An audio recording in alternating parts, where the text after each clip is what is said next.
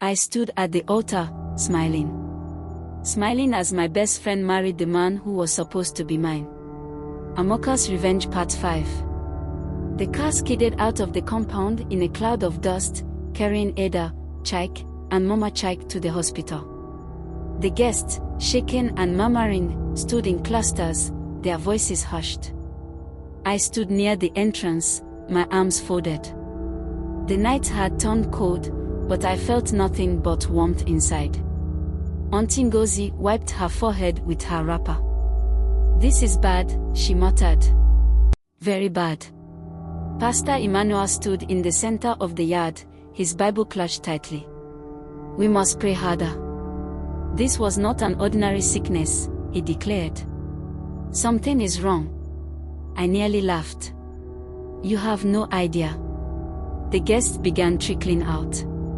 Some left in silence, shaking their heads. Others whispered among themselves. Someone had already started removing the decorations. The celebration was over. The wedding was ruined.